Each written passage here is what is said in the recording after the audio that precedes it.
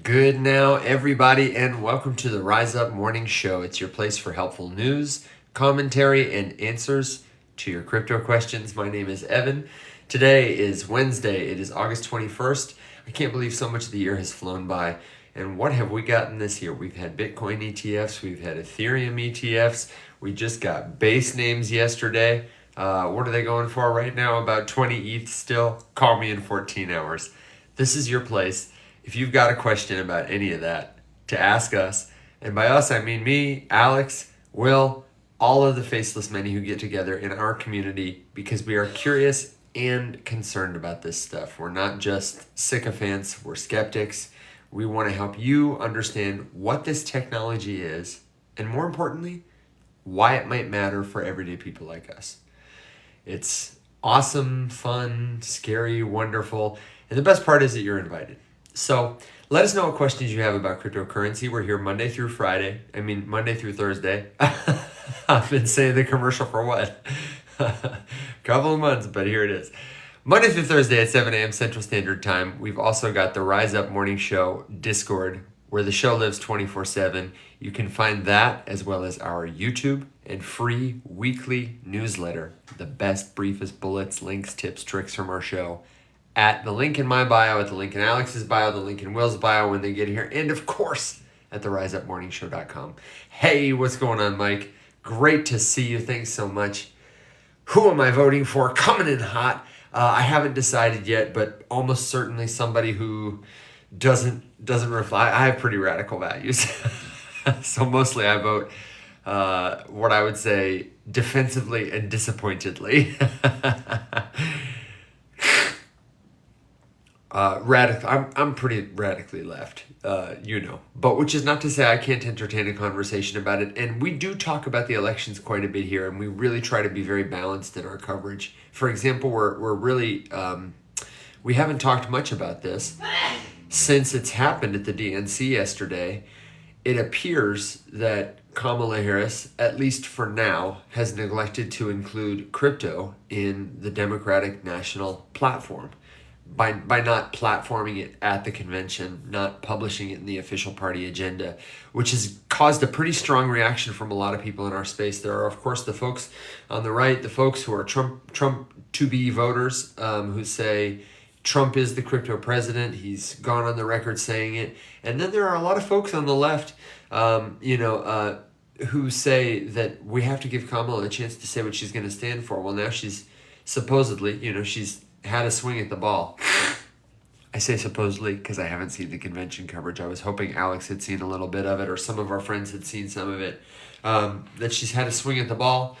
And though she's been talking with Congress people, she's convened an action council around it. She didn't make a statement officially about what her crypto policy might be or what her platform, if she were president, would be, which I think is a little concerning, but I need to learn more information first in terms of what she's saying. She was yapping in DNC and looked drunk. Oh, I'm curious to say, what made you say she looked drunk? Like just the way she was talking? Yeah, a lot of the time, those national conventions, everybody looks a lot different because I have never been to one personally, but I have a lot of experience in broadcast and film. And the energy in a room like that, it's kind of like a Super Bowl halftime show. You know how sometimes people there, they act differently than maybe they do in other television appearances. The effect of a live crowd that is that excited, that engaged, especially if you're not used to it. And even though politicians are in front of crowds often, I have to say, it's a very different kind of energy and atmosphere. I would be amazed if she had the capacity to do that. And here he is, Mr. Alex Popovich. Alex, welcome to the show. Okay. We're just finishing dog breakfast. Oh, okay, no problem, man. I was just giving us an intro, and one of the things I was saying is that we should talk about on the show today is our reactions to the Democratic National Convention in perspective of the publication of the official platform and the lack of inclusion of anything explicit about crypto. Because we've been talking more and more about what the left's plans for crypto might be, what a Kamala Harris presidency might look like for crypto. She's been kind of quiet about it, and now she's had sort of another opportunity to speak and missed it. Are we doomed if she's elected? Yada, yada, yada. Yeah, I'm down. Cool. Well, then go ahead, take care of dog breakfast if that's what you're at. Oh no, they're done. I'm just waiting for them to come in because I don't want to leave the door open because it's already starting to heat up. Yeah, you have that look about you of a man who's, watching his dogs, standing on business. And here, I think, comes our friend Will. Great. Perfect. Oh, there goes the footnote again. Let me see. Hello. Welcome, Will. Okay. Sorry I'm a little late, guys. I was stuck creating a Stitch video of the most overrated restaurants in Boston, and I was very, very motivated. Hey, man. Listen, I believe that. You're probably doing a service to your people. So I am. And to anyone who visits my great city. Well, Will, welcome. Alex, welcome. I just have kind of given a soft opening. I had mentioned, I don't know if you saw it, that Kamala was at the DNC yesterday and had an opportunity to share the platform of her would-be presidency, but did not include crypto. Does it mean the end of crypto if she's elected? I thought we could talk about that a little, and I wanted to invite everyone in the chat one more time. If you've got a question about crypto, then please leave it in the comments. It's fine. We don't have to talk inside baseball, but we all work here. We've been here for a long time, and we love especially helping people at all levels of experience, whether you're 8 or 82, whether you've been doing this since, Bitcoin first started, or you're just learning about it right now and you have what you feel is a very basic question. That's what we're here for. We'd love to answer your question. And if you're one of our community members or somebody that we know, then you can go ahead and request. You can tap the little button at the bottom of your screen, come up on this stage and ask us a question. And the way we like to do it, if we don't know you, is to invite you to jump in our Discord community. It's free to join at theriseupmorningshow.com. Get to know us a little bit. And then when we see your request, we'll bump you up. And then we'll just kind of keep the show going. If you come up, you ask a question, it'll be like your favorite radio show. We'll hang out with you for a bit. We'll spend some real good time together, and then we'll send you on your merry way with a pat on the bottom and a 20 pin to your collar, except the money is imaginary and the points don't matter, like Drew Carey used to say. We'll have a lot of conversation today and in the future as we get to know each other. That's what we do on the Rise Up Morning Show. So what else is on your mind today, guys? Nothing. No, there's not a whole lot on my mind right now, just because for crypto, it's like, I'm looking at the charts a lot, and Bitcoin's ranging within its little consolidation pattern. I'll show you guys in a second, but I'm mid hamstring stretch at the moment. But Bitcoin's just been like holding the 200-day exponential moving average, just going up and down, up and down, up and down, up and down, up and down, up and down, up and down, up and down, up and down, continuously. And we just haven't had a big movement yet. We do see that the stock market is very, very, very overbought at the moment. So I'm really just kind of watching the stock market, because what the stocks do, is gonna foretell what Bitcoin's gonna do in the near term. Because it's either the stock market's gonna go up a tiny bit and then roll over, and if that happens, odds of Bitcoin then rolling over are pretty high. Or what could possibly happen is people will take the winnings that they've made in the stock market over the past 2 weeks. 2 weeks, 3 weeks, 2 weeks, 2 weeks.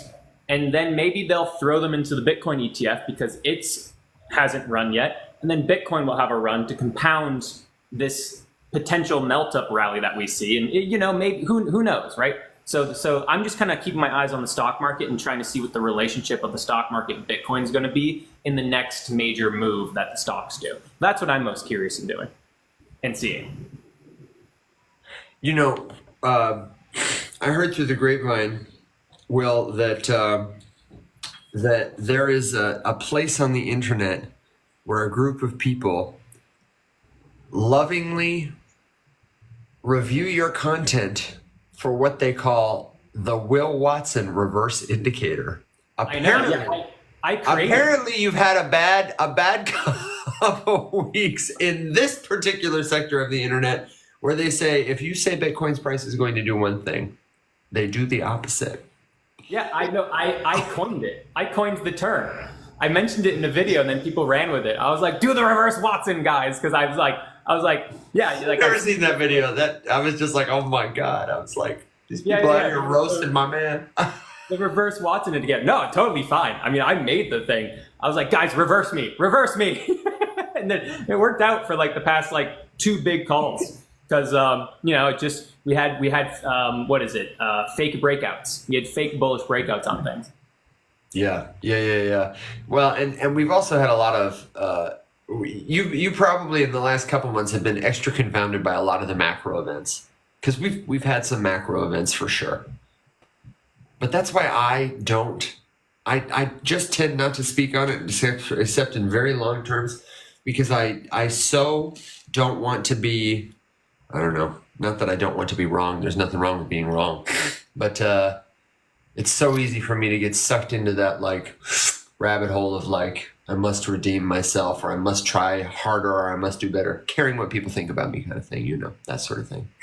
Well, I like looking at the big picture of things and what happens in the small time frame. There are people better than me for it, but I still like to give my thoughts and opinions on it. But like my bread and butter is picking altcoin winners. That's my bread and butter. That's what I'm strongest at. So like, that's what I'm best at. That's the thing you can look at me and be like, okay, I can believe him more on this piece than maybe the other things. But from a larger macroeconomic analytical standpoint, I know I'm pretty spot on stuff. Daily flows of things, arguably not the greatest. I'm aware of this. I'm not a day trader. I'm a swing trader. Yeah, it happens. A lot of people are still talking about the election in the comments here. So if I miss something that you say, don't hesitate to repost it again a little later. We usually try to take good notes. I would ask that you keep it respectful because it's important to us that people who who have support for either any or no candidate or who are not part of the U.S. election whatsoever, people in our global audience feel welcome here. So please be respectful with each other. I love that you're having discourse though. And if we miss you, I'm sorry for that because the chat does fly kind of quick. When I hear that something is already priced in, what does that really mean and how is it done? You guys want to take this question from Alped? Yeah, I can take it first, Alex, if you don't mind. Yeah, go ahead. So saying something is priced in is a reference towards how markets are forward looking. And what that means is that people will front run events. If you know that something's going to happen in the future, like it's going to happen in the future, that could be a month or 2 or 3 down the line. People will buy in ahead of that event and make it rally upwards or make it crash downwards. Like a good example of that is the halving for Bitcoin. You typically see the rally in Bitcoin happen well before the halving, right? And then after the halving, you typically see like a sell-off. It can also be like a buy the rumor, sell the news kind of thing. Like these sayings are similar. So saying that something is priced in already is typically used if someone comes out and being like, hey, this thing's about to happen tomorrow. And if it's a bullish event or a bearish event that we've all known about for a long time, you saying, well, it's already priced in means that it's the effect of the event has already affected price because people looked ahead and preemptively reacted on that. So the price has already gone down if the known bearish event is coming up, or the market or the price has already gone up before the bullish event happens. That's it. Yeah, I don't have much to add. It's just it just means that people have already accounted for the thing that's about to happen, good or bad, and they've already started trading accordingly, buying or selling. And the bigger implication is when you hear people talking about it, what can you do if you're on TikTok and somebody says, oh, the Ethereum ETF's already been priced in, or the Mt. Gox Bitcoin ETF hasn't been priced in? How should that impact what you do day to day? How should that lead you and guide you? First of all, as is always the case with people on the internet, don't trust what they say. Verify it if you're interested in learning more. There is a lot of good information, but often it is running away from the people who would try to represent it here on TikTok and any place on the internet. So, check stuff. Do a Google search. Ask ChatGPT.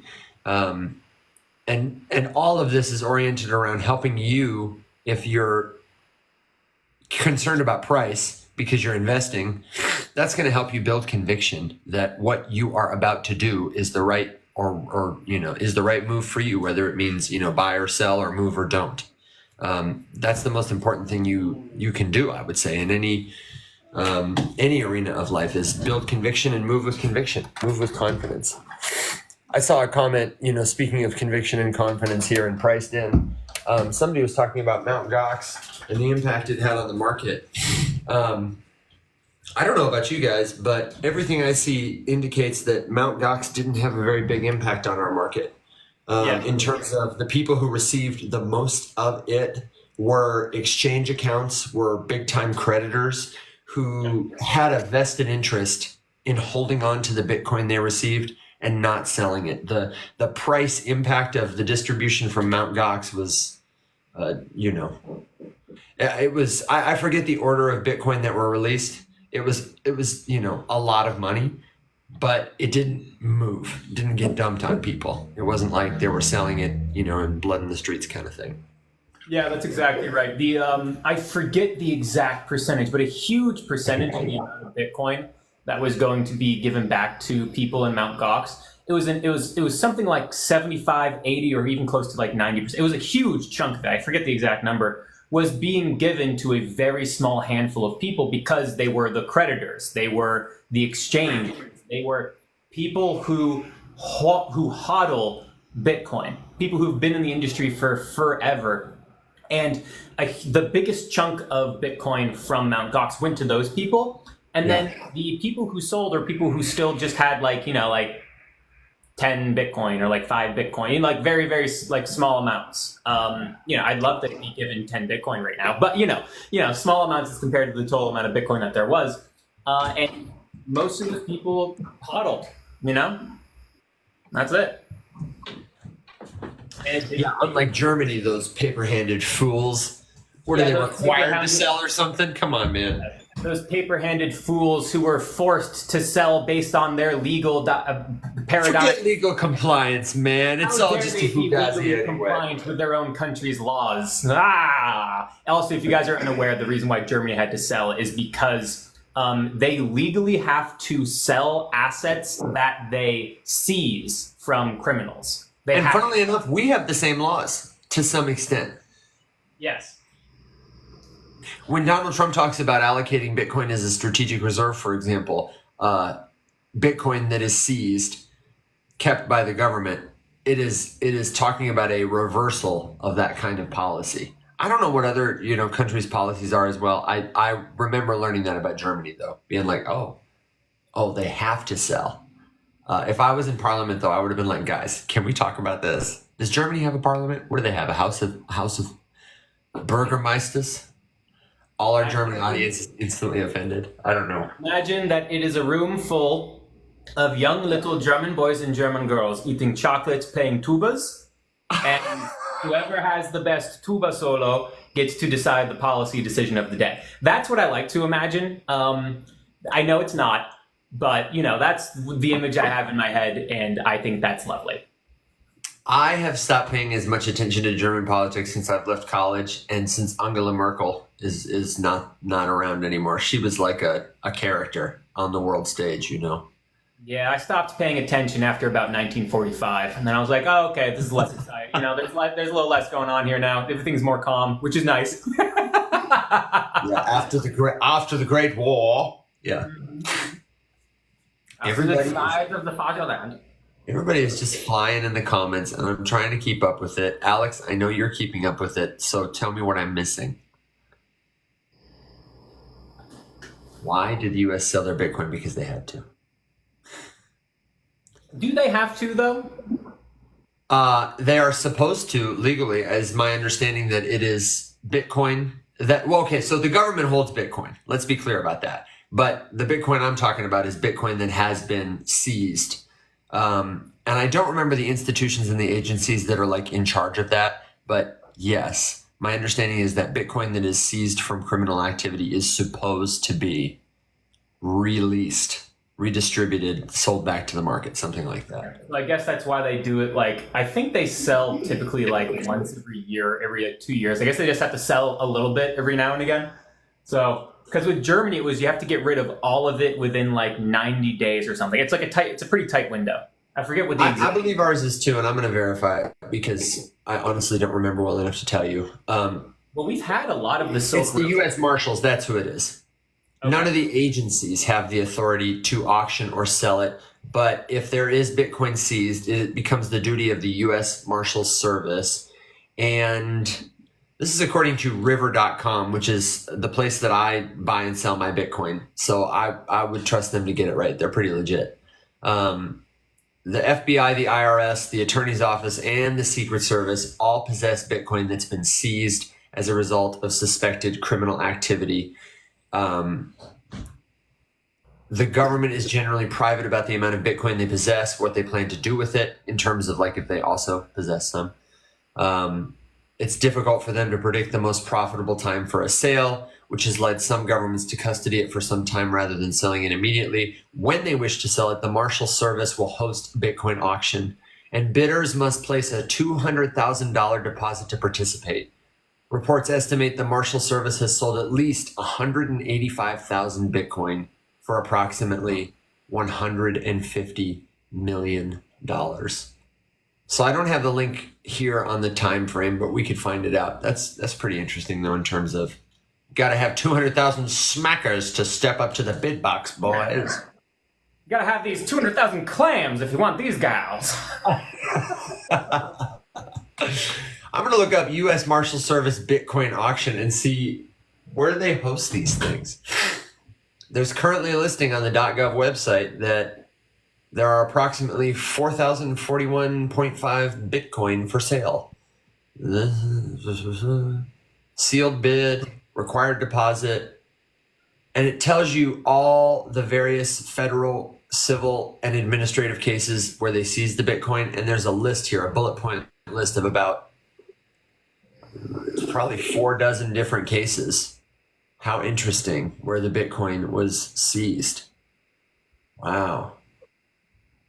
It looks like it's just an online auction too. This is fascinating. I'm going to put this in the chat for people with deep pockets who want to see it. All you need is a government issued ID, US dollar deposit sent by electronic funds transfer from a bank in the US, and a copy of the transmission receipt. Wow.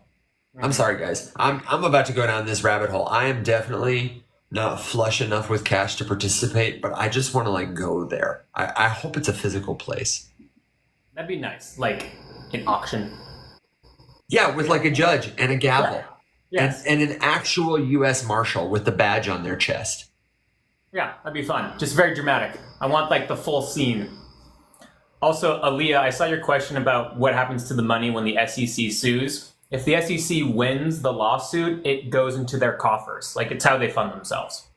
They fund themselves with lawsuits, which is why the SEC does it a lot. And if they lose, then the money goes to the defendant. That's why the conduct and the methodology of the SEC is such a problem and needs to change, because they have different operating standards for pursuing litigation than your standard legal body does. They are not necessarily bound, but well, they are legally bound by, but nobody enforces it. I like to picture that their coffers are located next to the courthouse where they auction the Bitcoin. Just the coffers. Yeah, and then it's just like a big burlap sack, and it's just like doubloons, like silver. Yeah, doubloons and hay pennies and other forms of trinkets that is an equivalent worth of why am I a pirate now? You're Oh my god, I need a tricorn hat stat to like continue the realization of this fantasy. Somebody's gonna have to save me from myself. When Alex is appealing before the Senate, maybe he can take us there. You know, there is a reality in the multiverse where that is what happens. It is a big burlap sack outside of the SEC. Yeah. Honestly, really, truly. I'm going to steal Aaliyah's words here. Disappointed, not surprised. Although I wouldn't be disappointed. That would actually be cool. The short answer is if the federal government obtains money, it goes to the federal government. They keep it. Yeah. It's one of their most reliable revenue streams is taking money from us. Mm-hmm. Let's see why they have to sell the Bitcoin. What laws specifically support that? Because I don't remember what they are. It's consumer agencies, though, that watch it all, or non-governmental agencies, watchdogs. It's another issue with law enforcement discretion. It's just that there are rules and laws that govern what you have to do with this, that, and the other thing. There are specific laws that very rarely get messed with. If they do, you actually do get in trouble, like chain of evidence processing. But in general, it's not that hard to come up with a way and a reason to delay something for whatever reason. It's not that hard. Oh my God! There's a multiverse where Evan faces off against Gary on a thin bridge with big fish as weapons. Amen. The Bacon Sandwich says, I have a rare opportunity to join you guys again today. SEC. Okay, great. Send a request through and I will rotate you up. If you are a guest in our audience, in our community, and you want to come up, we'll do it like your favorite call-in radio show. Come on up, ask your question, share your cool point of the day, and we'll get a lot of callers in the box. It'll be a lot of fun. And then we said January. Doug is here. Definitely people will want to see Doug in his bathroom. So let's bring up Bacon and then we can bring up Doug and we can get the fun going. The Bacon Sandwich, welcome to the Rise Up Morning Show. How are you this morning? Hello, boys and girls. How are we? Doing well. Good to see you. Thanks, friend. What's going on in your part of the world? Yeah, I have a day a week where I have to drive around and show people different locations, and I've got a gap in my diary this afternoon. And I saw you guys were live, so I thought I'd pop in and say hello and have a chat. You know how it is. Sounds great, man. I'm glad to see you. It looks like a good day there. Yeah, it's not too bad. This is a convertible. I did have the roof down earlier, but it's starting to look a little bit more grey now, so I might keep the roof up for a bit. Nothing worse than getting caught with your pants down. So, Bacon, you're in the UK, right? Yeah, I'm in the UK. Yeah. So what a shocker! It's getting grey. What a shocker! It's raining. Yeah, exactly. It's grey and rainy and wet. Yeah. What are things like over there in your part of the world in terms of seized assets and what must be yielded? Does the government there hold Bitcoin that it has purchased, or does it hold Bitcoin that it has seized, or is it something you're hip to? To my knowledge, they don't purchase any. I know that there have been funds that have been seized and previously sold. I don't know what the rules are as to what the time frame is that they have to dump these assets and that sort of thing. So I'm not really too clued up on that area of things as to what they do when they seize assets from people. Sure. Well, we can certainly find out, and anybody who wants to see, I put a cute little link to the U.S. Marshals activity so you can learn about it for the United States. But that might be a fun area for somebody to research and make a little presentation on, because it certainly is. I expect to see it be an area of policy concern in the future. It's been talked about here in the U.S. I'm sure people will talk about it increasingly abroad as more and more governments want to make it legal for themselves to get their hands on Bitcoin or more Bitcoin. Yeah, and then one day we will have governments buying Bitcoin. I think at the very, I don't know if it'll start with the U.S., but we'll have more governments buying Bitcoin, starting to add it to their balance sheet. I think that's only a matter of time. I think it was all really just kind of kicked off by BlackRock. BlackRock's buying it. Odds are, as long as the volume stays strong for it and inflows stay strong for it, then I think it's just a matter of time. But I think it'll most likely take longer than most people think. Most people are like, nation states are about to start buying tomorrow. And I'm like, no, it's not how they operate. Right, that is not. Nation states are not fast to the ball. They're not. I think it's that classic thing of no one wants to be first and no one wants to be last. So we've seen kind of the first adoption of Bitcoin in places like El Salvador, where they're using it as a point of sale transactional currency, which is kind of cool. That's proving to be fairly successful over there.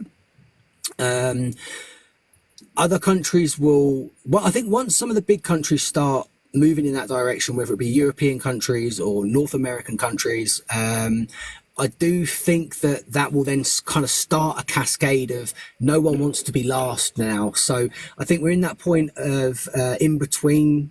No one wants to be first, no one wants to be last. The guinea pigs, they want to see whether the guinea pigs die or whether they thrive from participating in the Bitcoin ecosystem. I think the more successes there are, it will create a bit of FOMO amongst other governments to them wanting to get involved then after. I mean, that's been the thinking with regards to El Salvador for years now. It has not happened, despite there being a lot of countries that could benefit from it who have problems with hyperinflation. I would be extremely surprised if any time in the next 10 years a more developed non-hyperinflationary government decides to legalize Bitcoin as respected tender. It just all high inflationary governments. Let's be honest. The policies globally is high inflation. Inflation is a problem globally, but there is a massive difference that I think we take for granted in the developed world about hyperinflation versus currency hyperinflation. Yeah.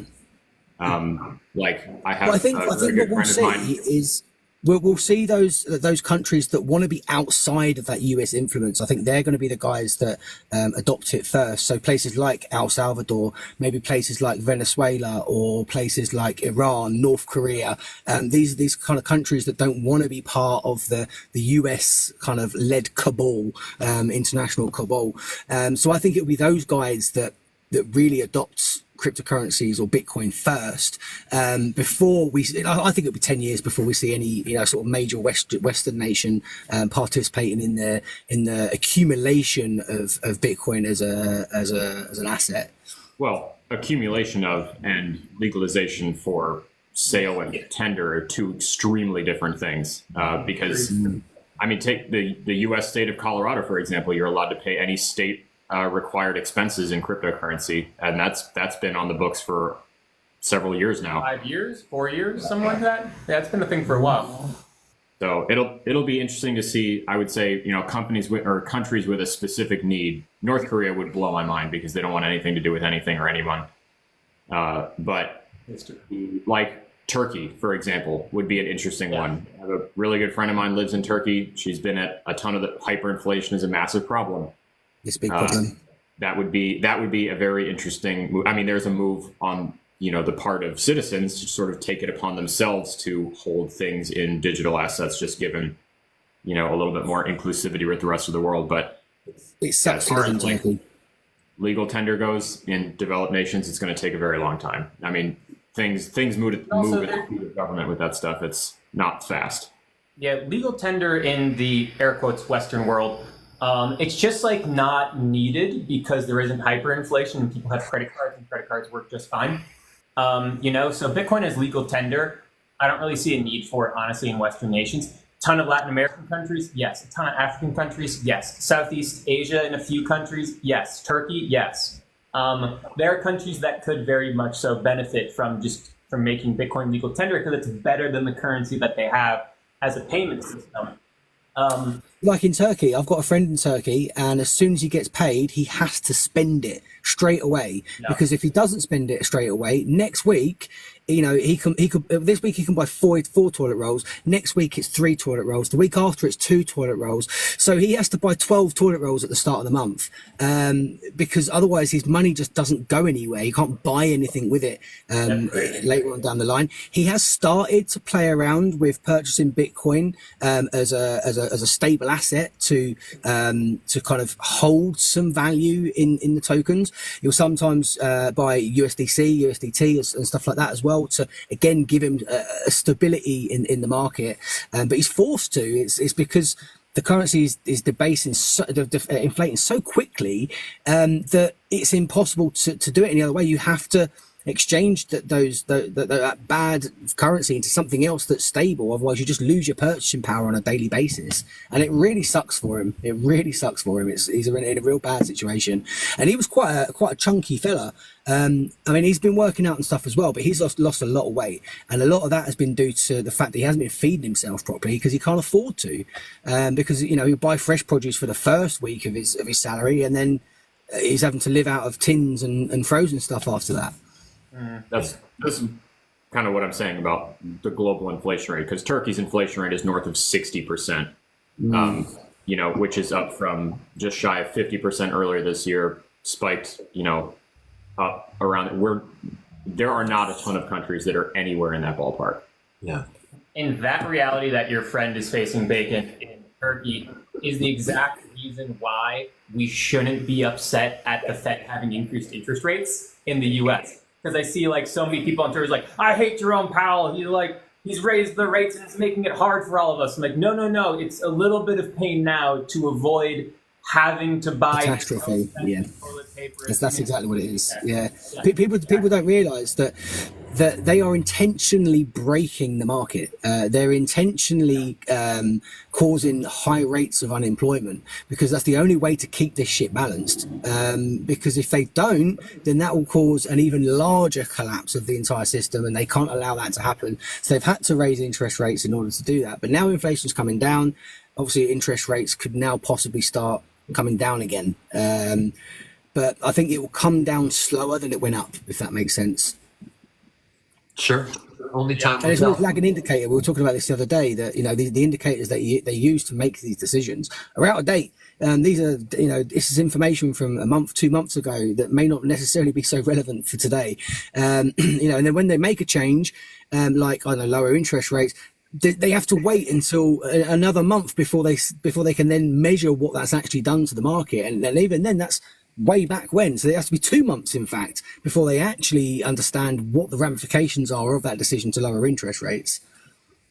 I also I wouldn't want to give them the benefit of the doubt and say that it's like trying and failing, or like not knowing how things are going to affect the broader market. Like that's I think a little silly to guess that these career bureaucrats are not aware of how things that they do will affect the market. It's just that they have ulterior motives that people don't know. So it's the thing that you just have to sit there and sort of guess about. But I mean, you can take it back through the years and look at all sorts of interesting decisions. We've seen how these things play out. It's not like it's a great mystery. We kept interest rates at near zero for a very long time, despite probably should have raised them earlier. We didn't. Now here we are. But I'm sure there was a reason. I'm sure somebody benefited in a huge way. It's the same thing. The date is lagged. So, by the time they've made a decision, that was a decision that should have been made last month, but they couldn't make that decision because they weren't informed enough to make that decision. So they had to wait another month for the meetings and decide what they're going to do. And now they're like, oh, look, no, we need to do this now. And then they do. But then it really needed to be done previously. Like, I think that the lowering of interest rates should have started, already, previously from now. So that's what I'm disagreeing with. It's the measures they use. I disagree with that also, Bacon. Go ahead, Alex. I fundamentally disagree with the perception that the U.S. government has no idea what it's doing, and it's just sort of I'm not saying that. Constantly playing catch up. Like that I'm sorry, that's just not the way that it works. And I'm not saying that they're doing like a good job. I'm saying that they have a specific reason for doing the things that they do. Like, we don't take action on XYZ policy because corporation ABC sent us $1 gajillion. We would like to continue to get $1 gajillion. So let's just table that issue for now. Same thing with economic policy. I mean, look at the amount of wealth that was amassed by very wealthy people and top corporations in the beginning of the pandemic. It was billions and billions of dollars.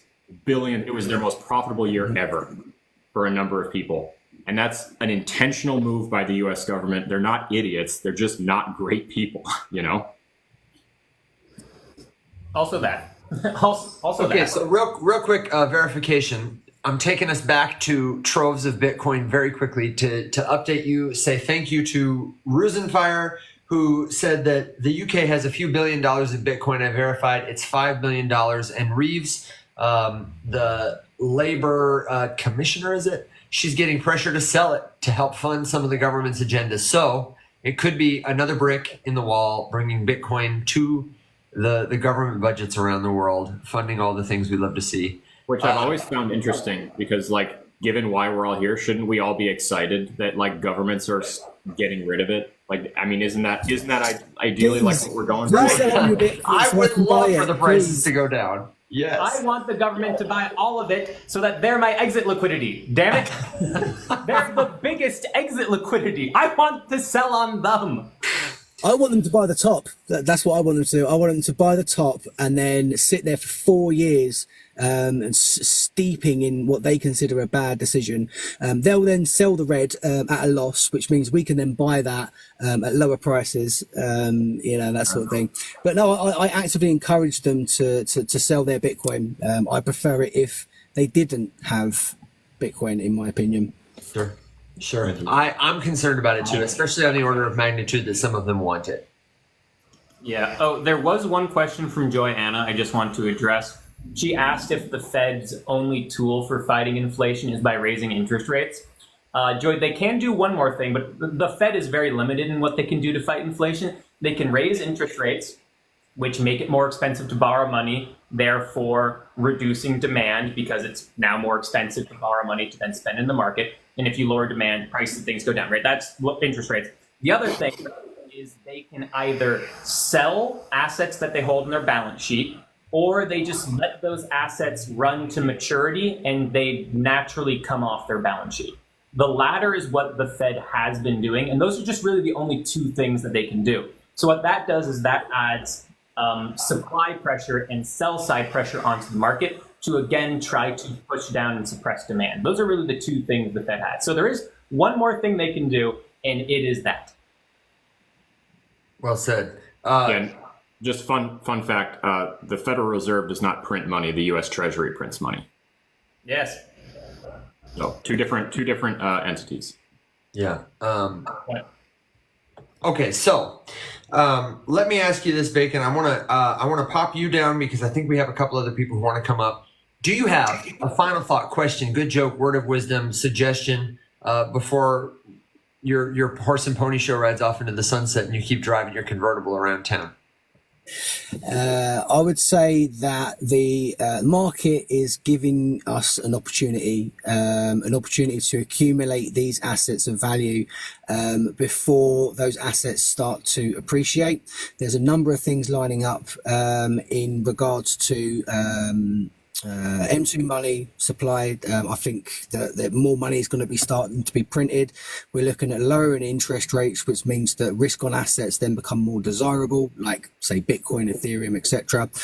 So I kind of feel like we're in a bit of a lull before the storm. There is definitely opportunity in the market to accumulate assets that you think are valuable and may have a future value. Well, excellent. Thank you very much for making time to join the show today. We really appreciate it, and we hope we'll see you again soon, my friend. Bye for now. Yeah, guys, in a bit. If you've got a question, you're one of our community members. I looked like I thought I had a request in the box here, and it looked like it went away. So pardon me. I'm paying attention to you. Go ahead and tap it again. We'll get you up here if you've got a suggestion, good joke, word of wisdom. And by way of transition, I'm going to yield to these guys after I tell you that we do, per Doug's comments, have a lot of macro events happening this week once again. You got the FOMC meeting minutes coming out today. Mr. Money, Jerome Powell himself, is going to speak from what I presume is a very nice vacation home in Jackson Hole Friday. So whether or not these people who are paying close attention to the markets are going to tell you things they noticed a few months ago, it's happening soon. It's happening now. And the markets will definitely react, and we'll tell you about it. Where do you guys want to go next? I see that we have our friend Tori coming up, so I'm going to bring her up, and I'm going to yield the topic to you before we introduce her. Well, so the question by Khalil is a good one, is why did M2, so the global money supply, start rising before the $50 billion treasury buyback? So, and when you answer that, can you tell us what M2 money supply is? Because some people might not know. So M2 money supply is a measurement of the total amount of cash, of liquidity that is floating in the global economy. You can look up M2 money supply for just the US dollar. You can also look up global M2 money supply. and that accounts for the European Central Bank, the Chinese Central Bank, the US Central Bank, the Bank of Japan, and I think one other. It's like the biggest central banks, right? So, Will, I have a question on that because I genuinely don't know that much about this. When you say cash supply, do you mean held by banks specifically, or does it somehow like account for like free flowing, like liquid capital in an economy, like in retail's hands, or is it? Well, if you track the money that is being generated or put into the system from central banks and treasuries, you now have an understanding of how much money is in the global system, because that's where it all comes from. So like it's just a measurement of that. Okay, so it doesn't. Okay, so it's not necessarily like concerned with the ebb and flow of cash and capital between like retail to retail or how fast any of that's moving. It's just more like a raw supply from the set. Okay, got it. Yeah, exactly. Thank you. And so one thing to note is the M2 money supply of the US dollar and the global M2 money supply are at different points of their chart. The dollar's total money supply has not reached an all-time high yet. It came up and it is starting to curve upwards again, but it's not at its all-time high. Global money supply. What did you say, Tori? Okay. Isn't tight. Oh, bless you. Global money supply has hit an all-time high, largely fueled by the Bank of China. China started printing money and injecting capital back into the market almost like a year ago now, because they've had to stave off a real estate crisis, which is the number one form of investment. It's the largest market. It's the single largest contributor to their GDP. And oh my God, Tori on the bike, staying active, love it. So that is why the M2 money supply globally has gone up, whereas the M2 money supply for the United States is ticking up, but it hasn't reached an all-time high yet. Oh, we got bikes, we got dogs.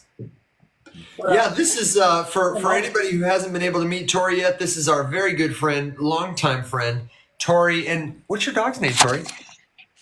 This is Dublin. Hey, Dublin. Hey, buddy. Welcome to the show, Tori. What's going on with you in Dublin today? I'm sorry to rug you, Will. I just was coming home and I was trying to show you guys while I was riding, but it wasn't letting me do that while I was riding the bike. And then Dublin had old man farts and he forgot that I wasn't home, so he was barking for me at home, thinking I was there, but he wasn't. Let me catch my breath. You guys keep talking. No worries. Okay. Well, welcome, and we'll get to you in just a second. So, Will, it's an important metric is what you're telling me. Say that again? I said it's an important metric is what you're telling me. Yeah, because if the total amount of money that's floating around the system gets bigger, there's more money that's available to invest in assets, and typically people feel more comfortable and invest in risk-on assets, which Bitcoin very much so still falls in the category of, and especially altcoins. So, we want the global money supply to be increasing. It's seen as a good thing for our market. If I want to follow this indicator, is it on all my dashboards? Where do I go to learn about what the M2 money supply is right now? You can Google global M2 money supply, and it'll probably be the first link. In fact, let me just type in M2 global money supply. Let's see. No, that's the Federal Reserve. So you can go to the Federal Reserve out of the Bank of St. Louis for the U.S., or you can go to macro micro, which looks like this. It looks like this. Get out of here. Bad timing. It looks like this. This green line here, this is the total global liquidity. And as you can see, we are just at the all-time high level, but global liquidity has been sideways. And the reason why it's been sideways is because the U.S. has been increasing interest rates, which is why it started going down here, along with other central banks. And but you've had that off-balanced with China printing money. So that's why it's been a solid, stable line here, going back to basically, what is this, 2022. Okay, good to know. Thank you for the explanation, and thank you, Khalil, for the question. Tori, what's on your mind today? Do you have a good idea, question, suggestion for the show? Oh man, I didn't. I just wanted to be goofy on my bike, and I timed it poorly. No, I don't have think any. so. Great. I don't have any words of wisdom. I'm playing around with making some videos for the on-chain summer based stuff, explaining it to people who know very little. So I just made a new account for that because this account seems like TikTok hates it. So I was like, I'll make another one. See if they hate that one as much. Why not? So that's what I'm doing today. And this is your old account, not your new account, right? Right. Yeah. Okay. I think I have like 7 followers on the other one. I can come in later on that one, but I'm not too worried about it right away because like I want people to follow who will watch the videos and not the people who will follow and they'll be like, oh, it's Tori, like, and then they swipe. Yeah, totally. You know, the algorithm won't get that right away. Well, then maybe this is a good opportunity for you to tell people about what On-Chain Summer is, what you're doing over on Warpcast, how they can get involved. What are you going to talk about today? And please share it with us first. Okay, yeah. Today I'm basically talking about like why you want to be decentralized, like what is decentralized, and why I specifically have been looking for decentralized social. Why this will be a good idea, why we shouldn't have things centralized, bare basics. Because a lot of people that I talk to don't even know why they want to get on chain. And why they should get on chain, the thing that Base is trying to push is that, like, say my local coffee shop is not part of this on-chain summer coffee. I forget what they're calling it. Do you remember? Yeah, it's so coffee days or something. It's just buy coffee with crypto on-chain summer. We've onboarded some coffee clubs. I don't think it has a specific. I'll find out good. But I think it's okay, good, because I was just like coffee days. You know, the TLDR is there about coffee days I think is what it is. There are 10 coffee shops in the United States that are now accepting payment in crypto as part of a broader public relations initiative to onboard everyday coffee drinkers. And if you are using USDC, you can get $1 cold brew like all summer. It might be more than all summer. It'll be for a while. You can get $1 cold brew. Damn. And I'm not near any of these places. There's like DC, there's a bunch in Cali. Yeah, I don't think so either. Like I didn't see any like in the Northeast. Maybe New York. There might have been one in New York. I was just looking to see if I could find the list of all of them. Yeah, I saw it on the on-chain summer page, and then,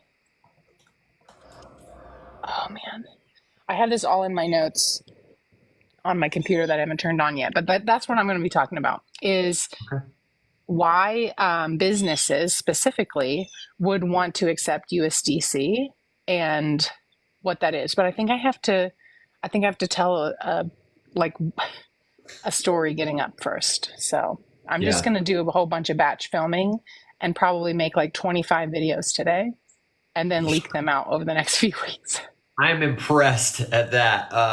Alex and I were talking yesterday about this, about coffee days specifically. For folks who don't know, I want to give them a little more context about like why you might care about this, even if you're not a coffee drinker or a crypto user. Because a lot of crypto people are like, why would I spend my crypto, which I see as an investment, on a consumable good? And a lot of consumers are like, okay, why would I want to buy crypto, get crypto, go to a coffee store, spend it $1 for a cold brew? I'll just use cash. Sounds really difficult. Thank you very much. First of all, if you're talking about this kind of stuff, Coinbase has incentivized people a variety of ways to do this, the businesses, and also do this, the customers, and do this, the promoters, the people talking about it. There's on Warpcast, one of our favorite decentralized social media platforms where stuff is on chain, on the blockchain.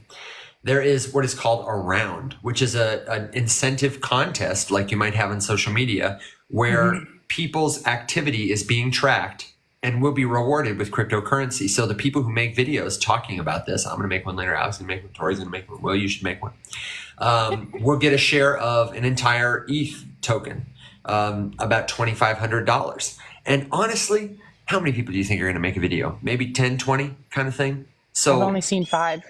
She's only seen 5. So Yeah. at this point, that means that people are splitting like $500 a piece just for talking about this initiative. But Alex, I wondered if you would talk about the focus of my video is going to be this really cool point Alex made yesterday. Can you give us some context around crypto and overdraft fees? Yeah.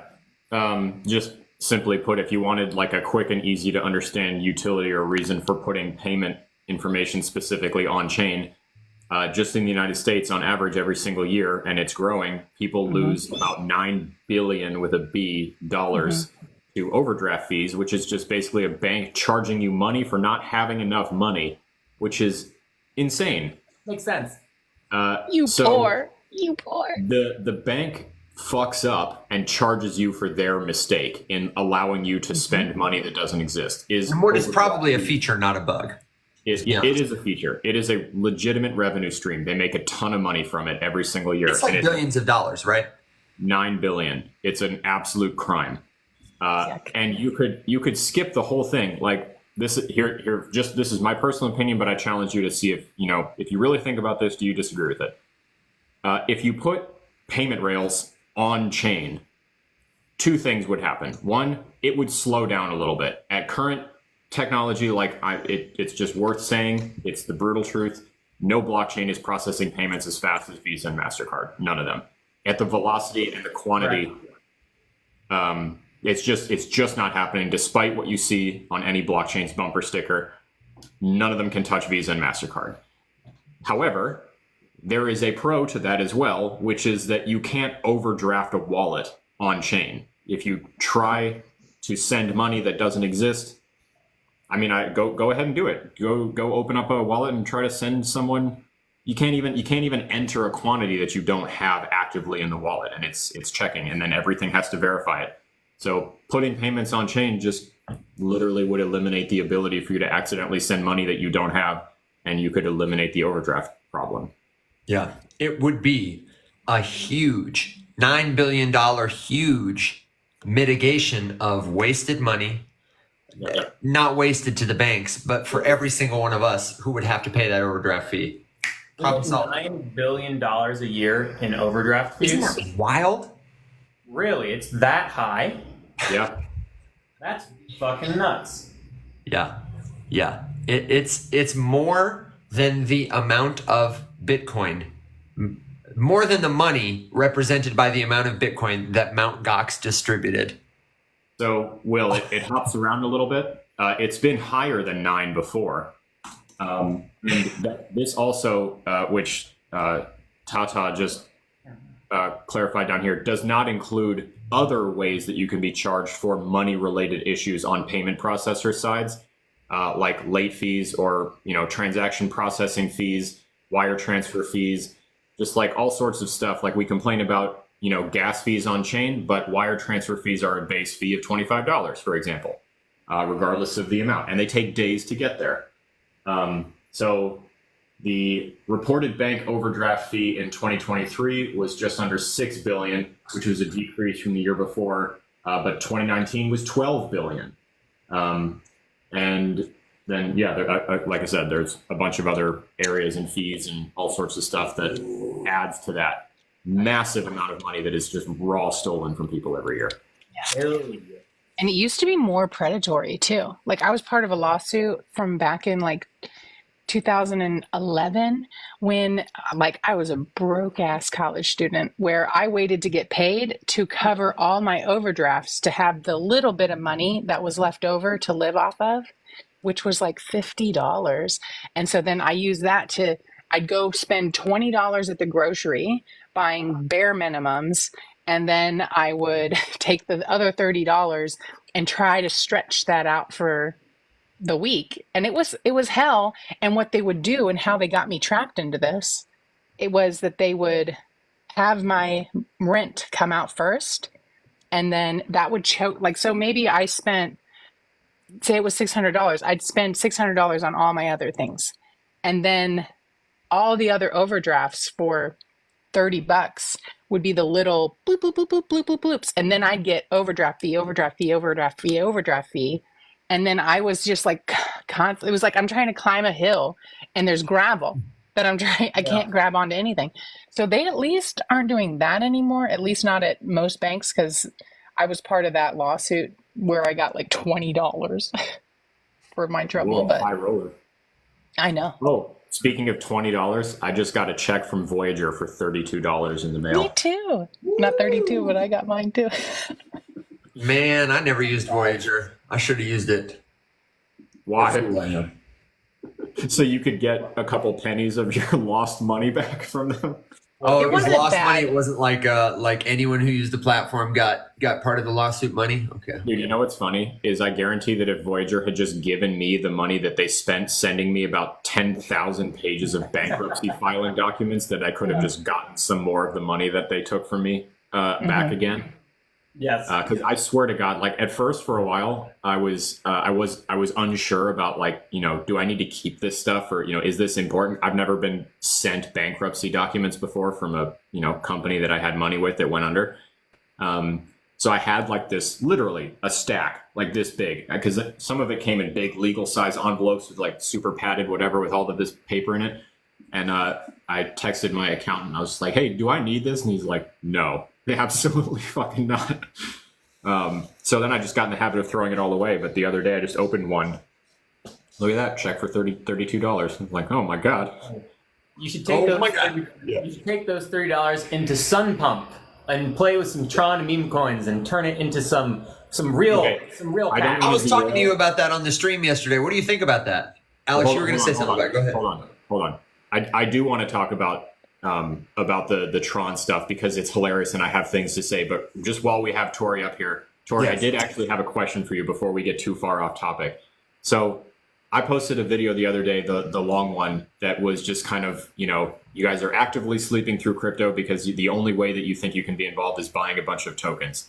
And that's not true. I don't know a ton of people besides myself and Evan and Will here, who really do a lot to get involved in Web3 without buying a bunch of shit, but you are one who I think is more uniquely positioned to have tried a ton of these things. I was wondering if you could talk for just a second and go through, like, maybe even just your top 3 or a few that you've tried that you didn't like, and just highlight like a few of the things you've done that didn't involve you buying a bunch of crypto. Not that they were all free, because like Warpcast costs $5 a year, but like some things that you've done that you could recommend or recommend away from for people who are like, I want to try a Web3 thing. I don't want to invest thousands of dollars or hundreds of dollars or even dozens of dollars. What would you tell that person? Yeah, this is good practice because your video is on my list too. I was going to like rip it apart and put it in Tory language. Yeah, so I've already said this, but On-Chain Summer, which is in the Coinbase wallet, I mean, you can access it. You can go online and check it out first, but I do it all within my wallet browser so that I can just be right next to my wallet.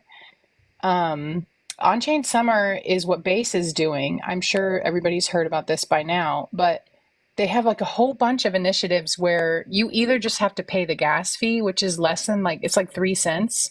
And you get, you know, like a stamp that says, oh, I was part of this, which is kind of like, oh, you know what? I will, like this one that was like, Base is a year old. Happy birthday, Base. I was like, I'm going to mint that because what if later on they're like, who was here? Well, one way to prove that you were here is that you minted this for $3. So I was like, 3 cents. I'm like, 3 cents? That's cheaper than postage. So I'll go for it. There's a lot of things in there that you do have to buy. I kind of avoid them, but a lot of them is like, hey, check out and spin this wheel to get some points. Yeah. And then over here, the summer pass, you can collect badges on there. And then Evan, it says 700 points. You click that, you spin to earn points. Sometimes you can win money. I haven't yet. I've been thinking at it, like you're going to land on that $100. And I got 250 points. I was so close to getting you $100. I was like, oh, you right in front of Tori's face. Could you imagine? I'd like 20 of that, please. Yeah, so that one's low effort, you know, and then it also is nice because it gets you in the door of getting a wallet that's more than just like, because there's 2 different apps. There's the Coinbase app, and then there's the Coinbase wallet app. I do all of this in the wallet. There's the coffee days that we were I talking actually about just earlier. mentioned 5 of these while you were talking. So I believe Cheap. everyone. See, I got 1,000 points for this challenge. Congratulations. Sponsor someone else's purchase at a participating coffee shop. They have 50,000 mints. So 50,000 people or 50,000 tokens have gone towards offsetting the cost of this initiative. It's a really cool community funding thing. You know, If someone wants to sign up to be able to get the badges and stuff, how do they do that? Yeah, I'm trying to remember what the actual website is, but go to On-Chain Summer. What is it? Wallet. Wallet.coinbase.com is the place to start. You'll be prompted to create a wallet, which you'll want to do. You just a username, password kind of thing. And once your wallet is set up, wallet.coinbase.com becomes On-Chain Summer. When you first visit, you'll get a pop-up that kind of guides you through the experience of, if you don't have crypto, adding a little to your wallet. You can buy it with a credit card or transfer it from another wallet, and they'll kind of walk you through it. Same thing on mobile. And if you want to do this without putting any crypto in there, then you can just start talking about it on Warpcast and like casting about it. Warpcast is just like Twitter and Reddit had a baby. So first you got to find what channel you want to put it in, which is like the r/, but it's a little bit more ephemeral like Twitter. So it doesn't live as long. So you're going to find the channel Base Builds. And there's a lot of people in there. Evan, Will, Alex, they're all posting in there. And it's just about, what are you doing on Base? What are you building on Base? And for me, I'm not a developer. They're not developers. They're not like developing frames or applications or anything. But we're talking to people and we're building community, and we're trying to help you guys find out, like, if you come in here and you post about, this is what I explored this week and I don't know what's going on, I bet you someone is going to like it. And then a week later, you're going to show up in your wallet, and there's going to be money, and it'll say you were part of this rounds, and the rounds was On-Chain Summer, Base Builds, and then I've got some kind of millions of build tokens, which were worth $35. I forgot that I did it, and then I logged in, and it was like, oh, you were part of this round. You got $35, 35 USD worth of build because you're posting about what you're seeing in your building online. And that's not just for us. That's for people. I think Jesse and Coinbase, or Base rather, has done a pretty good job of being more explicit about redefining the word build to also include people who are just contributing. I tend to not say build, I tend to say add. Like, you can add code, you can add protocols and tools, or you can just add literally your opinion. One of the biggest, like most widely spread and disseminated posts I ever did was literally just an opinion that making a Coinbase wallet was easy because my mom did it in 10 seconds. And I was annoyed because she kneecapped my content for the day. I was going to write a whole thing about how this can be improved. And then I didn't have a tweet. And then that tweet ended up, or that post, cast, whatever, ended up being shown on stage by the product team at Basecamp because it was a good look for them. And it was good. It was good. Yeah. It was human. It was cute. That's what everybody's looking for. Because I'm not like a big influencer who like is in the DMs talking to, other influencers making a cabal. I mean, I guess we are caballing right now, and you're part of it. Like, we want to help. Big fan of multi-face cabals. It feels exclusive, but you're invited. Yes. Cool. I'm trying to think if there was a third thing. Have you used? But I don't remember. I know, Tori. I'll prompt you a little bit. I know you've used Farhouse before. Have you used Unlonely? So there's obviously a number of things that are kind of off of the Farcaster platform.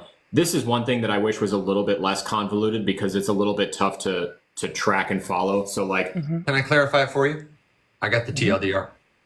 Sure. The super chain.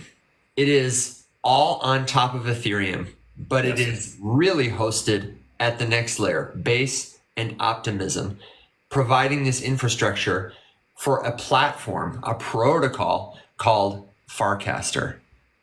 This is like the open protocol layer of the internet, HTTPS. Anyone can build on it and be on chain, on Base, on Optimism, on ETH. And you can build apps on top of this, the way that email is built on top of the internet, or the World Wide Web is built on top of the internet. And Farhouse is like Twitter Spaces. Unlonely is like TikTok.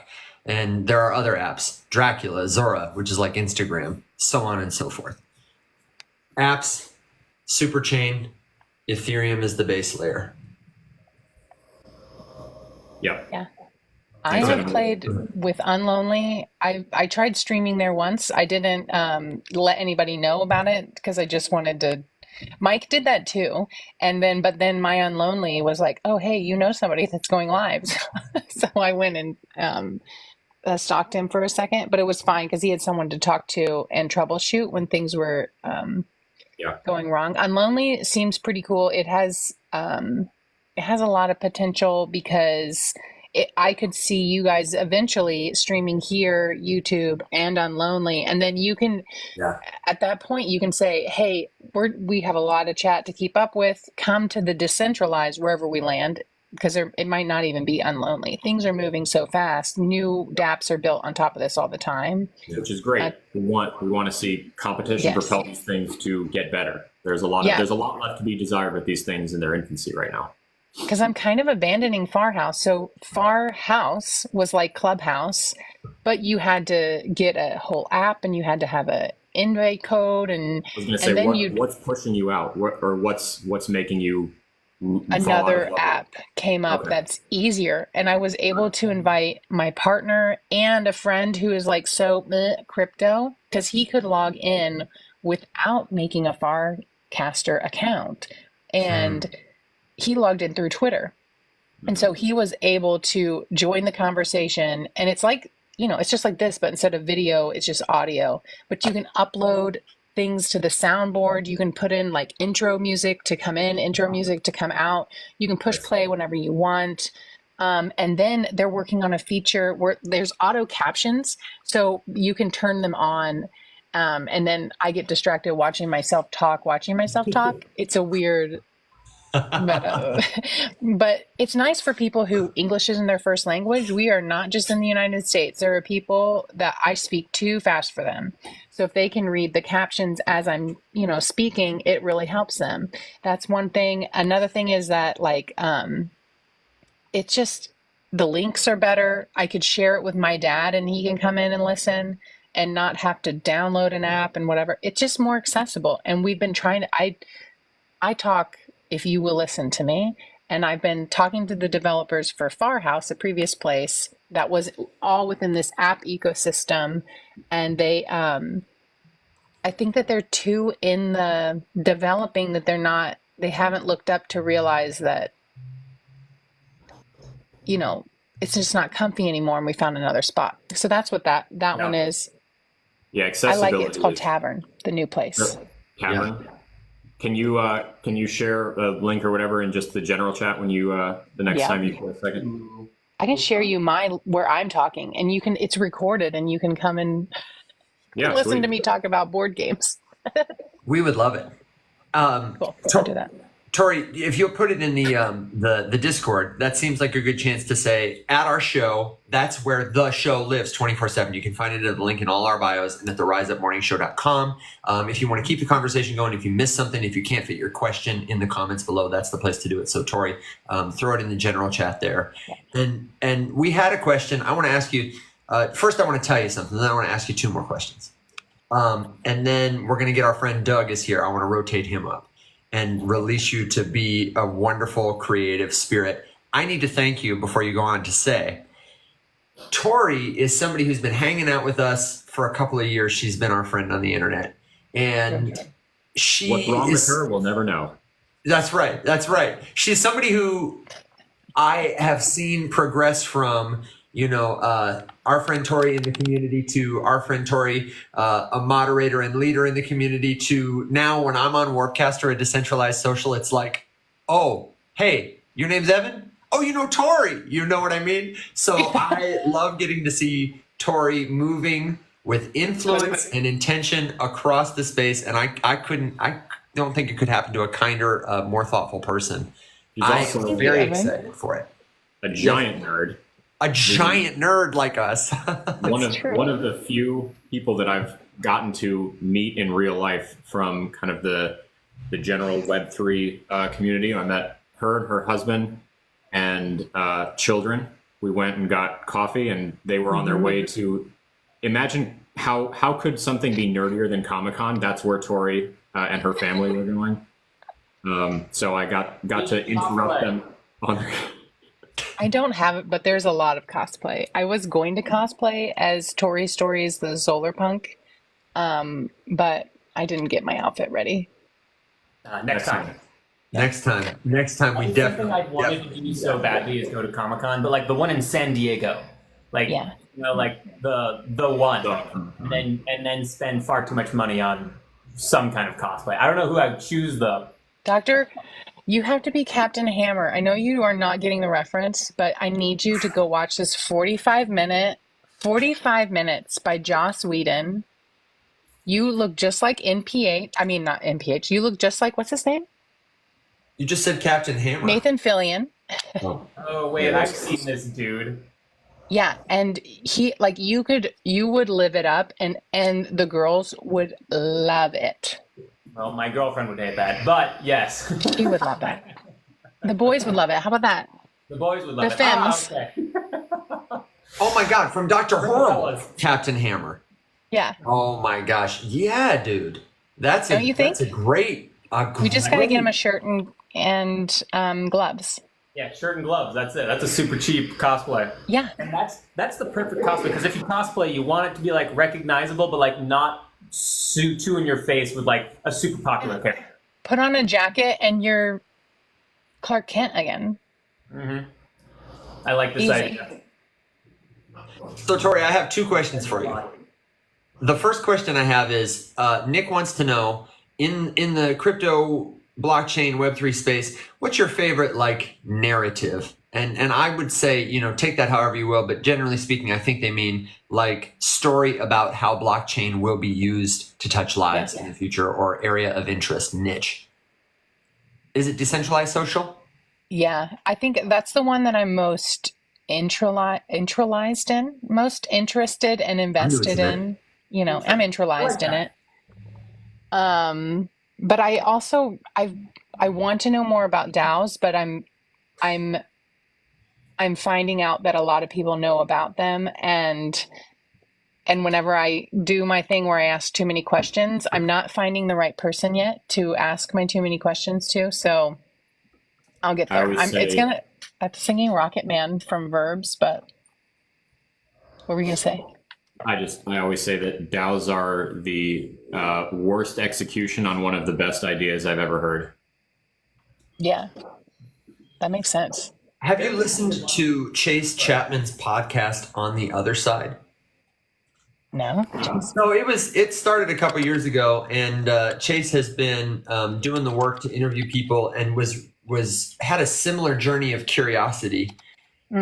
Talked to a lot of different people about DAOs, and I think the community that she attracted around the show, if you just find, I don't know that she's on Warpcast, she was definitely on Twitter, but like the people she interviewed, the guests she had that kind of inquisitive focus. So that might be a good place to start making some connections. And also, like, while you do it, listening to wrap your head around like this or that DAO, social group, whatever, in Twitter, on Warpcast, on wherever. It's just such a cool concept. We were like, oh, the idea of, decentralizing an organization to let it be run by the people, and Web3 collectively heard that idea and they were like, okay, cool. But what if pyramid scheme? And we just did that instead. And it's like, oh, God damn it. We were so close. You were so close. It's what we do with every new idea that we have. It's like, okay, all right, cool. Like, hey, listen, that's a cool idea, but what if Ponzi? Ah, damn it. Throw people off the scent, because we're like, no, it's different this time. This time the Ponzi scheme is blue. Yeah, exactly. Instead of red. It's not who is our Ponzi exit scheme. liquidity? It's just a thing where you want to be the first one in the door because then everyone else has to pay you. It's like, oh, okay, yeah, got it, thank you. Got it. Wait a second. Tori, my final question for you is, do you have any, good jokes, ideas, words of wisdom, or is there anything else that you want to ask the audience or share before we swap you out for Doug in the bathroom today? Do I have to go to the bathroom? No. If Doug You don't is- have to go anywhere. Doug is in Okay. the bathroom he insists is not a bathroom, but which we're pretty convinced We all know. is a Okay, bathroom. Doug is Gotcha. Doug is the You, man in you the stay bathroom. in your place. We won't make you go to his. Sure. It does look clean. though. Of course, as always, I say another world is possible. And like us talking here, imagining it together, Alex curmudgeoning, Will being goofy and showing us that it's all not so serious, Evan kind of just like pulling all the pieces together and making the story work. This is how we make magic. Another world is possible, and we're going to get there soon. That's all I got. Well said. Thank you I love for you making guys. time to join us, Tori. You too, Have Tori. a great day, and we'll catch up to you soon. If you want to hang out with Tori, you want to follow her new channel, you want to find her on Warpcast, the best, easiest place to do it is going to be follow her now. And then, if you miss her, join us in the Discord, because us and the people who come hang out with us, these are our only profiles. We are never going to reach out to you first. We're never going to DM you. We're never going to ask you how your trading going, request money from you, do anything like that. You got to follow us. No shower. No, I Connect like with us that. there. Now, Go Doug, you find had the one closest job. public This is actually a green screen, so I actually am in the shower, but you Okay. guys don't. So Yeah, honestly, I'm disappointed, Doug. Good cover, Doug. I Good had to cover. come into the office today. I got to do performance reviews because they're the most fun of the, Does your the office not enterprise. have a bathroom? It does, but the service in this building is absolutely horrid. So next time I'll go there. I'm just saying, Doug. Give the people what they want. I'm Yeah, this okay is with the top bathroom, signal if but I've ever seen one, man. The insane asylum was the earlier one, or at least that was the original narrative of the room. But I'll go with the shower. That's at least I'm clean. I think of it as a subway I did also, take a like shower. one of those train Works. stations between Yeah. like heaven and hell. Yeah. I have different tiles. We'll rotate. We're going to evolve the boring office that just has that and whiteboards on the other side. But anyway. Well, hey man, thank you very much for making Morning. time to join us while you're at work. I know No. you've been waiting here and hanging out on the show, No. sending some gifts for a minute. So let me defer to you, and I won't waste any more time. Tell us what you're thinking about today, what you want to share with the audience. Well, after hearing Tori, nice to meet Tori. She's fantastic. I have so many things I can talk about. I think it's one of my biggest problems. I have so many ideas, not saying they're great, but concepts that are just floating out there that one day will come to fruition through one way or the other. And I just want it to happen. I don't care who does it, but just want it to happen. And so Tori's one of those individuals who will make some of those components, come to life. So it's fantastic. Outside of that, I don't know. What do you want to talk about? Oh, I know. So TikTok. I'm starting to just kind of dabble in the TikTok world of the creator side of it, where previously I'm just a consumer. And my question for you guys in general is more just on do you explore other platforms? Do you do the YouTube thing? Are you trying to do, multi-streams? Because I'm trying to do other things now too, or I'm using, Streamlabs or OBS, all the things, just figure out hey, how could I, scale, but also at the same time use it as a mechanism to create content after. And the reason I'll say that and I'll stop talking is that when I was doing the Twitter Spaces for a while, we're doing one every week. I can start them back up again soon. Is that there were some easy AI tools where you can drop in the actual recorded space, and it spits out really nice sound bites and visuals that you can kind of post and repurpose that content. But it really depends on what platform you're on, right? And I'm sure there's AI for every single platform that does that. But my question to you is that are you in the thoughts of TikTok, maybe the algorithm not being favorable to you guys over time, which there's no reason that it wouldn't, is that do you explore other platforms too, or thinking about that in the broader picture of growing conversation with the morning show here? Let me ask you a question before we answer. What is your goal for being on social media? Do you want to reach as many people as possible? Do you want to build a resume of content? Do you want to make money? You can't ask me questions. You can't ask me questions because I have so many answers to it. I don't have a direct MO, let's say. I think for the most part, it's hey, I could just explore, see what else is out there, share some thoughts. And like I first started, someone could take a thought maybe that I haven't turned into something. But outside of it, sure, I'd like to grow a personal brand, the brand for the meme coin that's out there, and really just kind of just shoot the shit in reality. Just having a different medium of conversation is probably the most important thing to me right now, all things considered. What would you guys say, or do you want me to go first?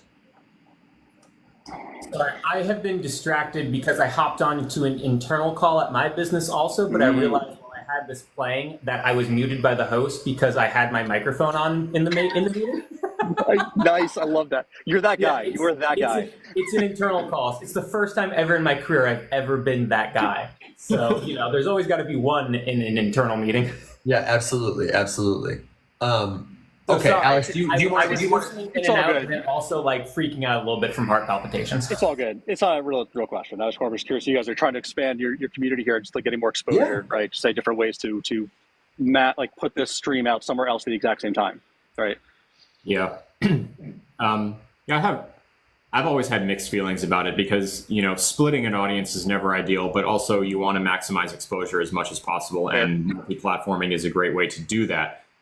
Also, you would probably want to, localize or centralize your efforts on the place that can make it more worth your while without having to charge your audience for something, because obviously you want to keep doing this, but you don't want to be charging people money who shouldn't be paying for XYZ. Which is a really unique dilemma in the content creator sphere. Like, people expect a constant stream of content, but they don't want to generally pay for the people to constantly stream content to them. So YouTube can be a great mitigator for that because they actually pay a respectable amount of ad revenue. However, you have to get to a certain point. It's very hard to grow on YouTube by itself. TikTok is the ultimate exposure engine, so multi-platforming again makes sense. Plus, it's just hardware requirements are tough if you want a multi-platform. I mean, and you want to put out anything that's in a higher quality than 240p, you've got to have some decent equipment because it just requires a lot of bandwidth. But no, I mean, TikTok is just so easy. I have always struggled with the workflow setup to do content on YouTube. And even though YouTube itself is not hard, like, it's not complicated, you still need to film separately, edit separately, upload separately. Whereas TikTok, and make a thumbnail. Yeah, and a big description. But I mean, like, just raw, like the non-optional pieces are those 3 steps, all having to be separate. Versus TikTok here is phenomenal. I mean, before this. We started the show today. I wanted to get a video up because Will makes me self-conscious about how much I slack in the morning. But the point is that I started at 20 minutes before and I finished with 10 minutes to spare. And that was having the idea, collecting my resources, filming the video, editing the video, and posting the video with as much as is needed to make it as successful as I can possibly make it. And I did all of that in 10 minutes. You can't do that on any platform other than TikTok. And also, the editing in TikTok's phenomenal. Like, just the ease of use of that, like going from just seeing like a Adobe, or Premiere, was it back in the day? Just the ease of basically editing videos. I almost have done it I want to use TikTok to export the video for something else because it's so seamless. Right? I'm sure everyone will catch up to it, but yeah. CapCut is great. Doug, if you CapCut's great too. Oh yeah, CapCut's great too. Yeah.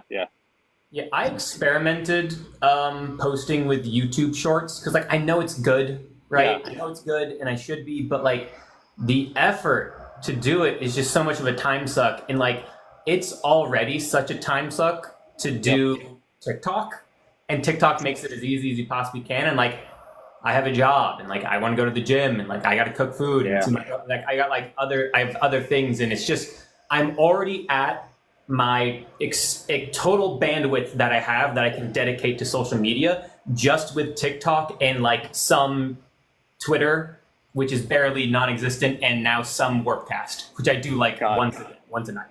That's it. Well, good taste, guys. Because I'm just curious. I'm just slowly now doing more and more. So I'm trying to experiment, kind of get a gauge for where the right path is. Not the wrong path, right? But the TikTok path to me makes the most sense, all things considered. So TikTok is the lowest barrier to entry. It's the easiest 100%. Place to get a good idea in front of billions of people. And I would say, though, Doug, because of your look and because of like the quality and type of content you produce, if you wanted to go somewhere else, I think YouTube would be the next natural fit. Cool. 100%. Cool.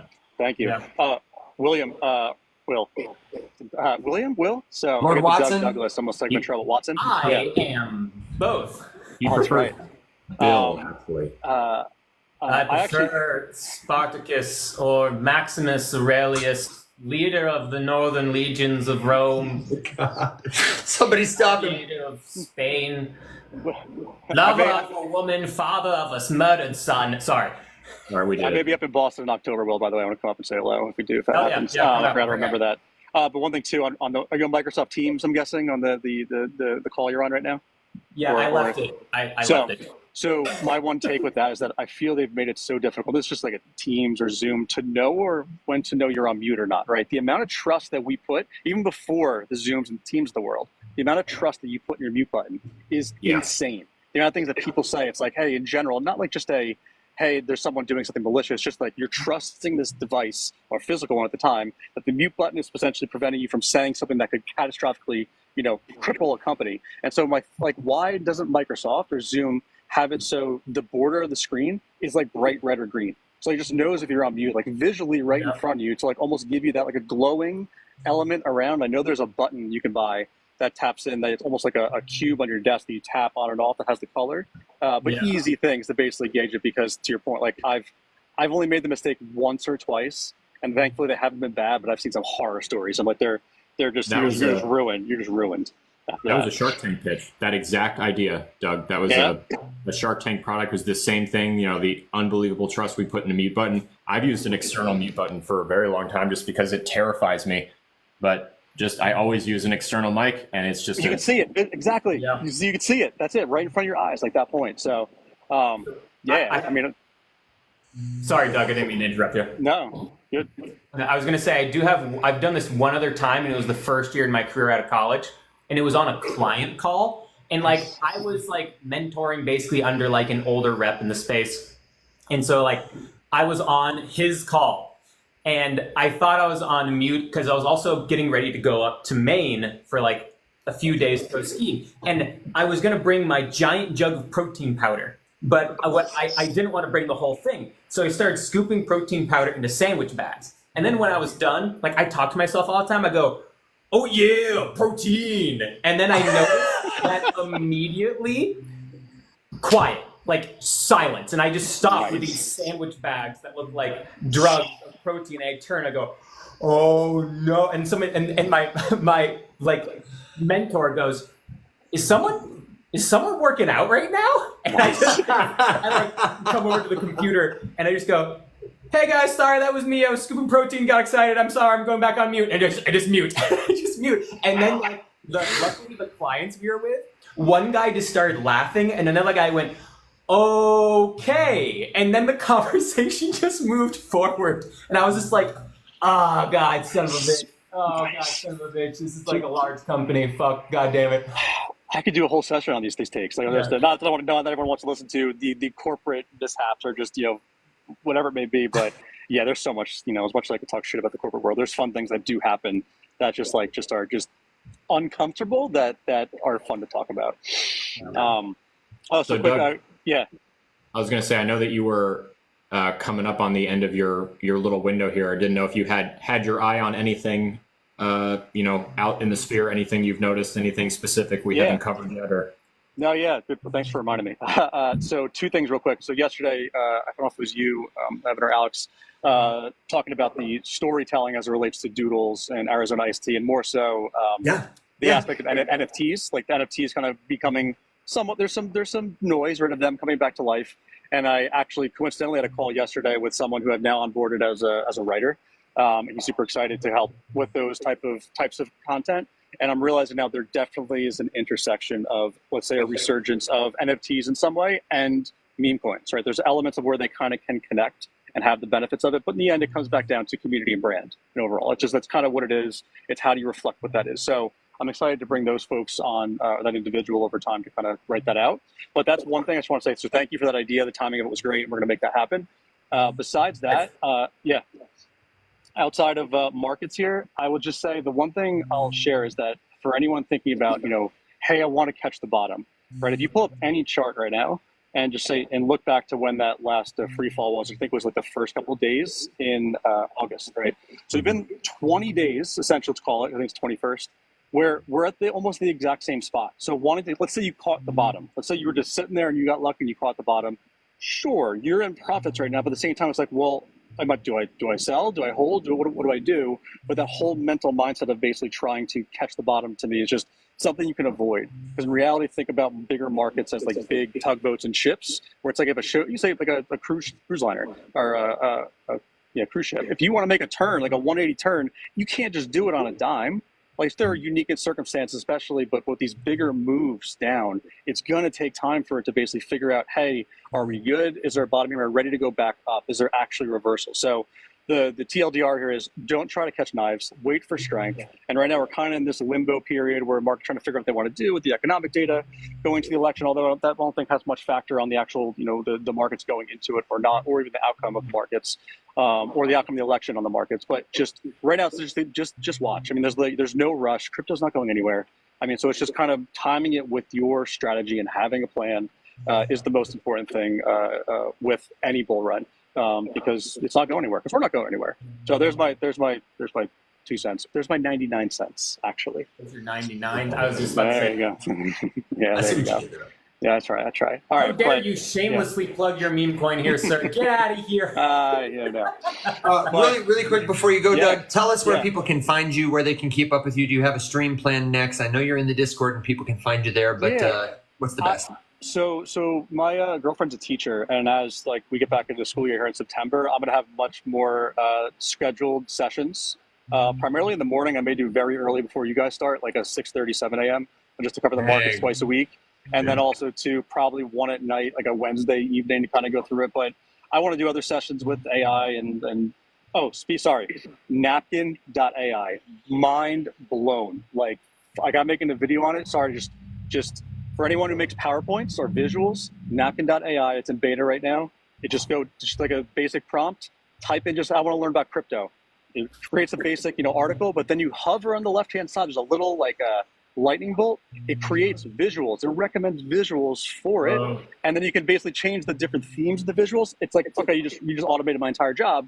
Cool. I'm okay with that. But it's so beautiful and it's such well done. It's not going to be free for long because it's so seamless, and the different variety of visualizations it creates is just mind-boggling. Sorry for that plug for no reason, just because I got excited last night. Hey man, I love it. I'm on their site right now. It was an effective referral. Sweet. To answer your question, on my profile right now, I think is my Twitter account for there. You can find my links to 99 cents just in that profile. But on Twitter, so I'm trying to be the most active in general, but I'm being more active now on TikTok. So follow me here, and we'll see where it goes. Awesome, Doug. Well, thank you so much for making our show better today. Enjoy your time at work. It looks beautiful there. Yeah. Who made napkin.ai? Who made Napkin? I don't know, actually. No, I just came across it 2 days ago. I haven't done any research behind the company itself, but it's beautiful. Like the UI, the experience, the seamlessness, and it's.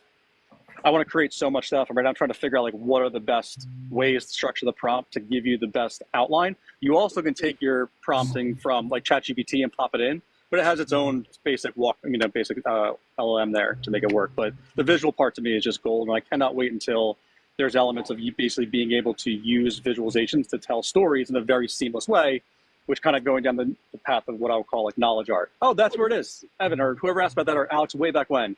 The knowledge aspect of it, of visualizations, basically telling stories in a way that actually is educational in a short period of time is what I'm very, very excited for. I just got a notification on ETH. What is ETH doing? I don't know. I don't know if it's going down or up. What are we doing? But I'm sure when it does, you'll tell us about it in the Discord, yeah? Bitcoin's going down right now. The stock market's going up, unsurprisingly. I think this is all just a big run-up for stocks ahead of Jerome Powell talking on Friday. Fair. One last thing I got to take is that right now, every day during the week when the stock market opens, the best days to trade are Monday, Tuesday, Wednesday, just because of liquidity. But also, too, if you're going to enter a new trade, wait until the stock market's been open for at least 30 to 60 minutes. So right now it's been open for 12. Let basically the markets kind of play out. So a lot of times it's very easy for markets to pump when it opens, and then the fade where it goes back around 10, 10:30. So just kind of sit there and watch it, especially if you're entering a new trade. And earlier in the week is better than later in the week just because of liquidity. People are going on things for the weekends, especially in the summer. So, all right, I got to go. Good tips, man. Appreciate you guys. Have a good one. Talk to you soon. Peace. Run off with that cape into the closest bathroom, sir. Go back home. Right. I am going to bring our friend Cosmic up. He'll be the final guest for today, and we can get some last thoughts, good jokes, words of wisdom, ride our horses and ponies off into the sunset. Before I introduce you, Cosmic, I do want to say to Will, the founders are ex-Google employees Pramod Sharma and Jerome Scholler, and Napkin emerged from stealth with, meaning stealth launched out of nowhere, with about $10 million in seed funding from a group called Excel and another one called CRV. So venture-backed ex-Google founders is the team. Okay. Thanks. Yeah, no problem. I'm going to put the link in our Discord. Welcome, Cosmic. Hey, Crypto How you doing? Bros. Crypto Bro. Good to see you. What's on your mind today? Thank you for joining the show. Well, if you're just now realizing who I am, my name is Cosmic Crypto. My favorite Power Ranger is green. And I wanted to... the most powerful one, sorry. Right. I wanted to start this off with an apology to some of you guys. I honestly thought some of you guys were plants. Mr. Will Watson, I seen you when you first popped up, and maybe it's just because of the PTSD back in high school when all the cool kids would lock me into the locker room. You had that look. But then I heard you speak on a live, and I realized you're a bigger nerd than I am. Exactly, right? At that point, I fell in love with you. It wasn't until actually for Alex, I went through and looked at, I scrolled down to his very first TikTok post. I mean, I had to scroll a lot. This Crypto Bro has a ton of videos. Yikes. It wasn't until that point that I realized, wow, he's a late bloomer. And you sold me, Crypto Bro. And Evan, obviously, I always knew you weren't a plant. I mean, come on. You're not that great at acting. No. Yeah, man, nobody is. When you said a plant, I was thinking definitely a ficus. But no, just appreciate your guys' time. My question for your panel today is, so as we see the uptick in NFTs, right? And if you had to be a betting man, which platform, which chain do you feel like is going to really be the true winner? Is it going to be Solana? Is it going to be Base? Or is there one that maybe we haven't quite discovered yet? That's a great question. My vote is my gut says Base by way of ETH, because ETH just wins. And Base is making it better. And right now, the one who is kind of, as it seems, inspiring this fresh take on the NFT space is Doodles, and Doodles just moved to Base. So so to me, it becomes a question of who's going to have the most liquidity, because that's where the NFT market will run to. Right now, Solana has way more liquidity in its ecosystem, so I'd say Solana has a head start. But what Base needs, and Base's big advantage, is that you have the old, really mega, gigantic ETH NFT collections. If you can bring them onto Base, that is an automatic injection of liquidity. They did it with Doodles. If they do it with CryptoPunks, if they do it with Bored Ape Yacht Club, if they do it with, pick the old Pudgy Penguin, get them over. That's an immediate, huge injection of liquidity into Base. And then they could immediately become like the NFT king, right? Because bringing those old blue chips from Ethereum to Base would give them a sense of legitimacy, right? And then people might start running to those again because they're like, oh my God, these things are running again. So Base would need to do that. Right now, Solana would definitely be my choice just because it has more liquidity in it.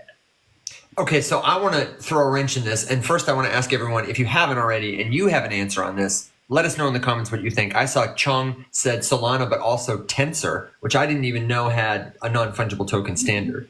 From my perspective, there are two sort of answers to this question. I don't disagree with anything these guys have said, but I am thinking about tokens tied to JPEGs, like the Doodles, the Penguins, the community token NFTs of the world. And then I'm also thinking about, like, where will the tokenization of real world assets happen? Mostly that will happen with NFTs or a combination of non-fungible tokens and fungible tokens. And I think there are a lot of interesting chains competing for that kind of use. Avalanche is, investing a lot into gaming. So is someone like Ronin. There are many chains that have their own kind of standards for non-fungible tokens. Not that I think Multiverse X will be it, but I know they have a unique token standard. I know Algorand has a unique token standard that you could probably speak to ahead of me.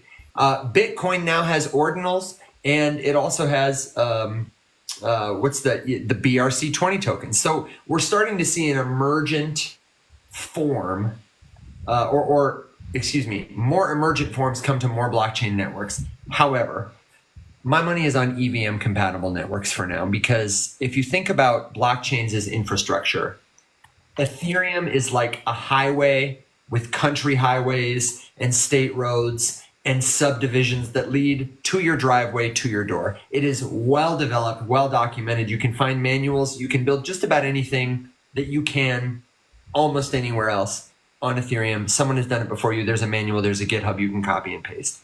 I expect others to catch up, but for that reason, I'm looking at Base, which is gaining liquidity and gaining attention and volume, and other L2s on Ethereum, I think. But I'm curious to hear what you would say, Cosmic. What prompted your question, and what are you thinking, man? I'm thinking Base. I think because of the ease of use, and it's as you have more and more new people come in to the market, Base is a real easy one to hop on it and kind of figure out. Solana, I mean, maybe a strong second, and I don't know how you guys feel about the denial of the ETF over security concerns may affect. I'm not that worried about that. I'm more worried about volume has been declining a little bit, and if memes go away, or if they're one of their products fails and people stop using it, I don't think they have as much flexibility in their protocol as ETH does.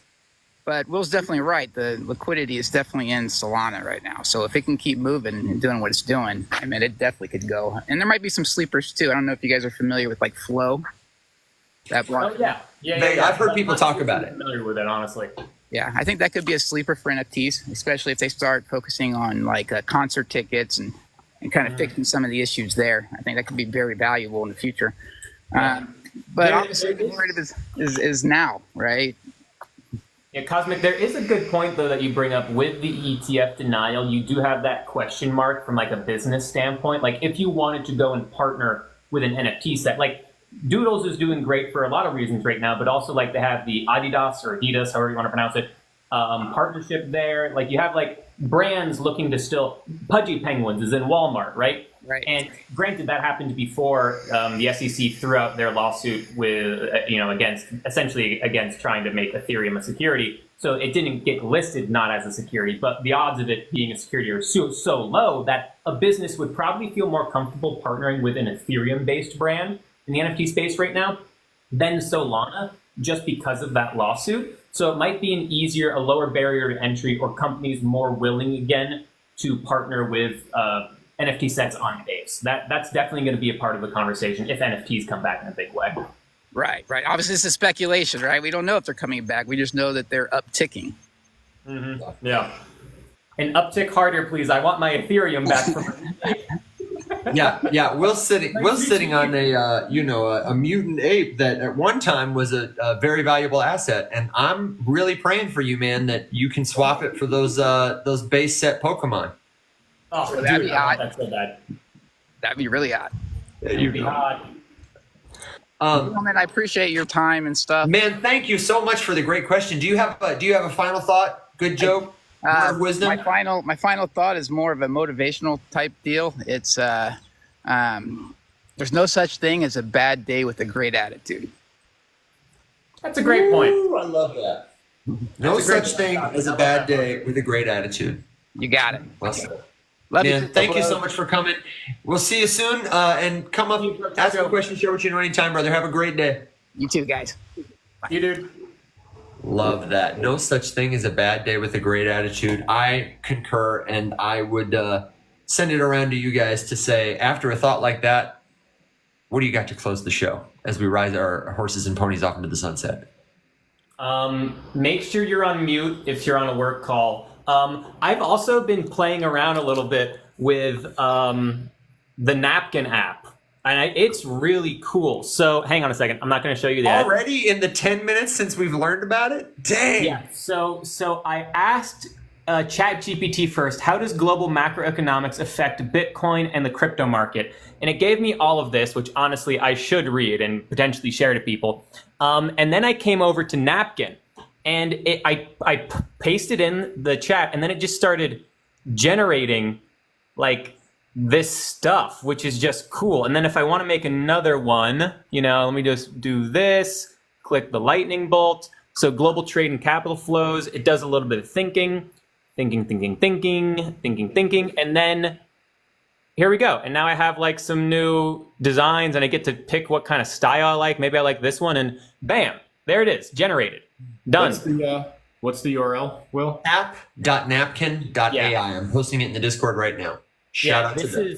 This is super cool and so easy, and it looks super clean and genuinely helpful.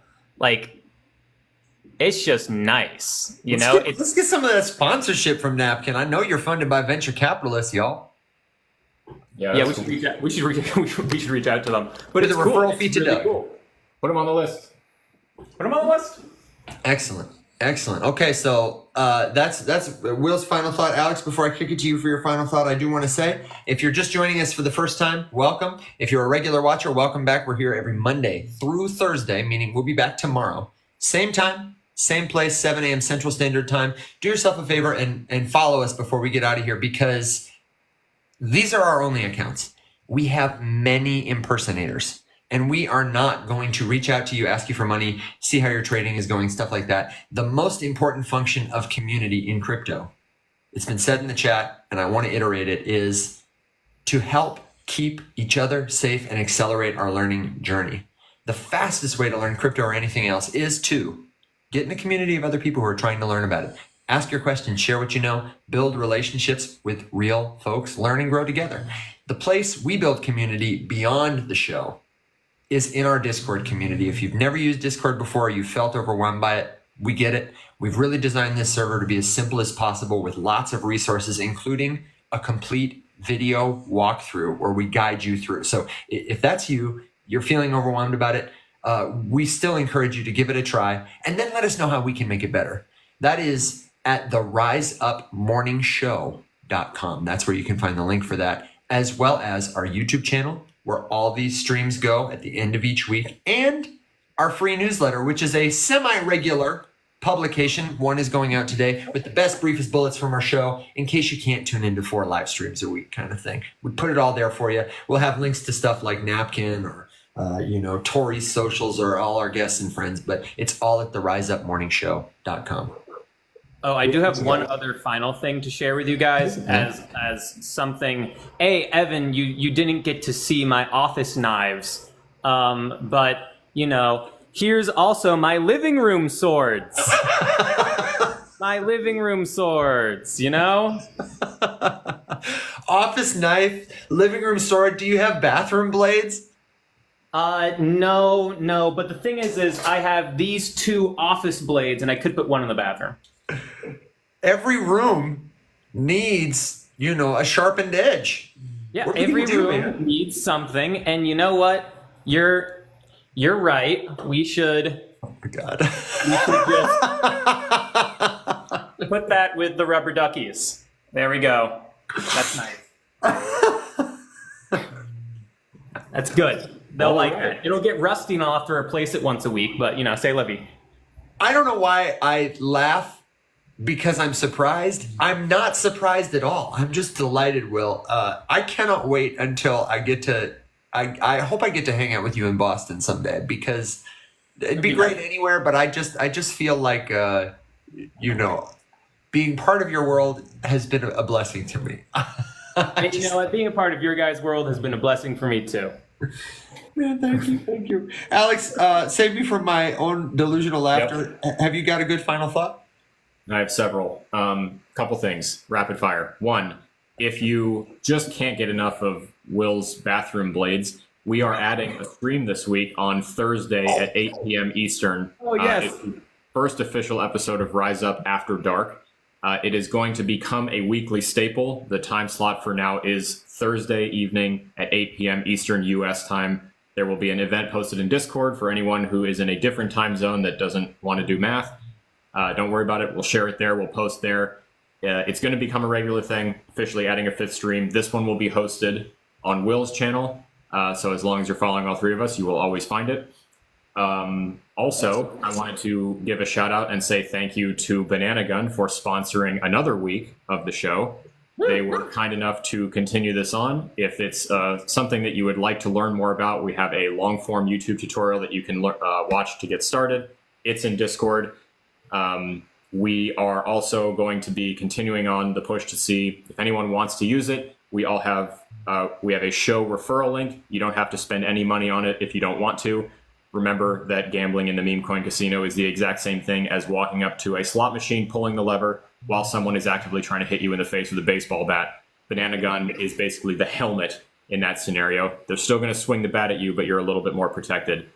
If you have any questions about how to use it, any confusion about it at all, let us know.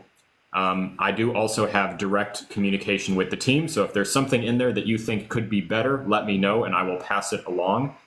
I also wanted to point out that right now, this has nothing to do with us. I'm just letting you know because it's cool.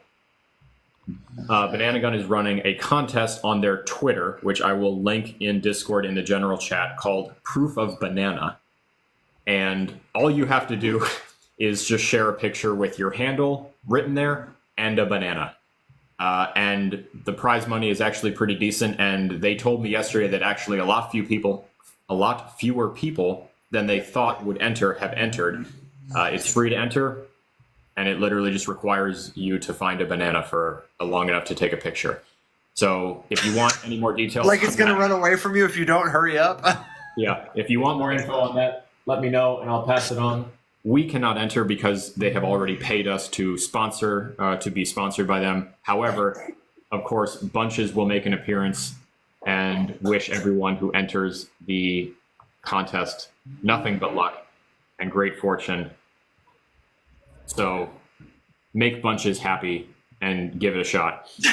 Like I said, thank you to Banana Gun for sponsoring yet another week. They've also already pre-sponsored next week, so this won't be the only time you hear from us about them.